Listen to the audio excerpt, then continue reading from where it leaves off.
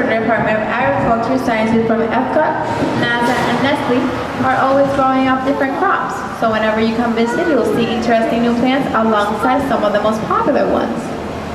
For example, the banana tree on your right is the most popular fruit in the entire world. More than 28 million tons are eaten each year and is a great source of potassium and fiber. To your left, we have the jackfruit. It's native to India and can grow up to 80 pounds. This is Epcot ball. Also, is a great source of vitamins A and C. Ball. I don't know what you're saying. What? Shut up and listen.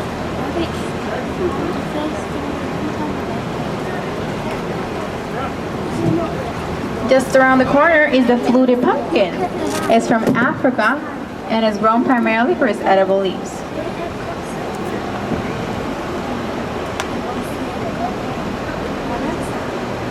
The dragon fruit is from Mexico or Central America and is used for flavorings in different fruit drinks here in the United States.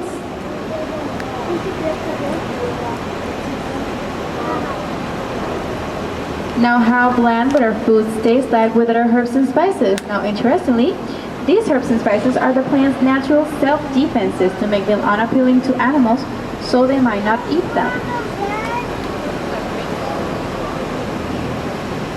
Coming up on your left are the papayas. They are high in vitamins and a flesh of papaya can make a superb meat tenderizer.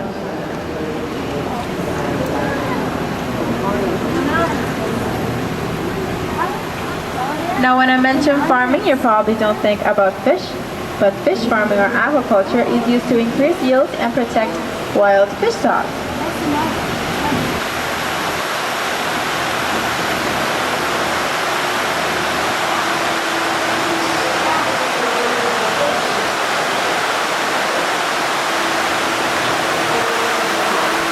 Now, the tilapia is from Asia and is raised on the rice paddy where the fish waste provides nutrients for the rice. The sturgeons on either side of the boat are the oldest species of fish. They are harvested by caviar and they are used for being overfished.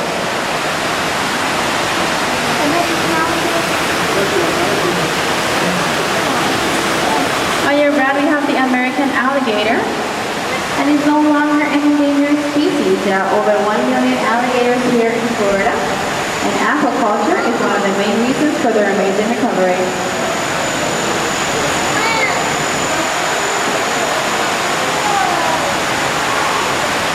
Now we produce about 6,500 species of fish per year in our aqua farm, and many of them are featured all around the restaurants at Walt Disney World.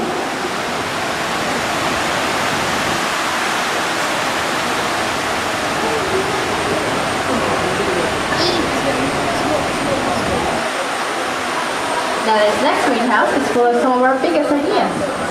The winter melon is popular throughout Asia where all the parts of the plants are eaten. Also, we have a system that can grow them over 90 pounds.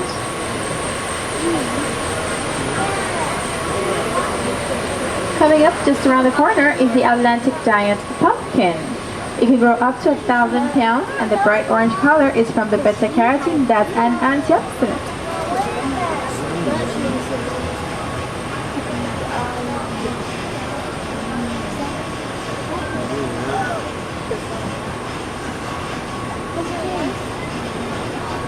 Now coming up on either side of the boats are the citrus family, the pomelo that tastes like a sweet grapefruit, and the 9-pound lemons.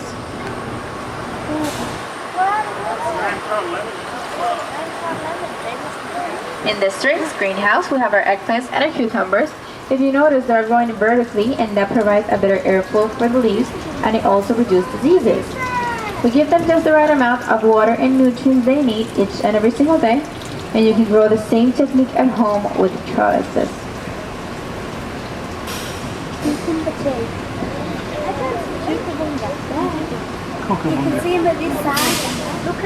We are using the nutrient film technique to grow lettuce, and if you notice really close, there's a hidden Mickey over there. Now this system reduces the nutrients needed, and you can save farmers money and protect the environment.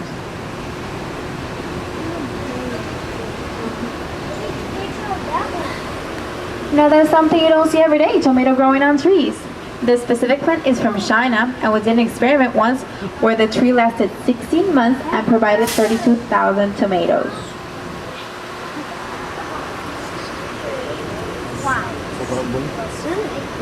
That money. Now coming up on either sides of the boats are the Cinderella pumpkins, and they're the imagination of our researchers. The Mickey-shaped pumpkins are made of the mold that you see right there. Now you may notice there are no soil in our greenhouses. This system is called hydroponics, and it's already been used in areas where the soil has been depleted. Now here in our creative greenhouse, we have taken this idea even further with our aeroponic system.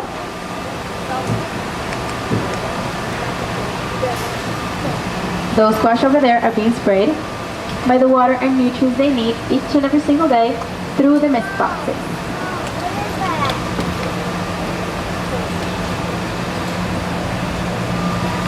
Now here in our lab, we're working with the Department of Agriculture to grow dwarf pear trees. The tree will be smaller and will be easier to grow and harvest, but the fruit will be normal size.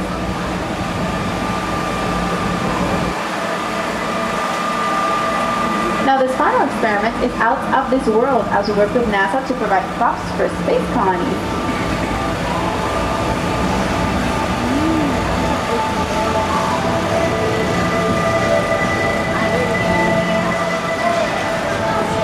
Now there's so much we can learn about science and nature about living with the land.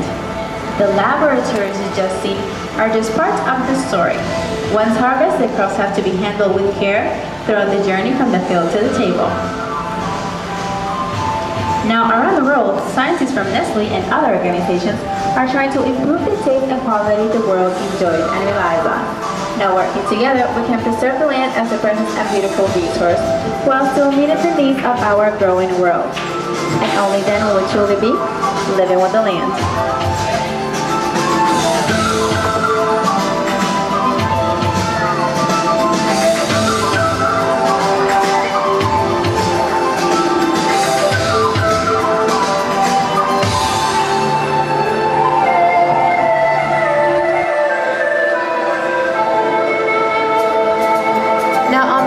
Walt Disney World, we thank you to have shared this unique experience with us. Now if you want to learn even more about our greenhouses, we have a behind the scenes walking tour that is just at the desk of Soren. Now as we come onto the dock, please remain seated until we make a complete stop at the platform with your arms, hands and legs and everything else inside the boat, please.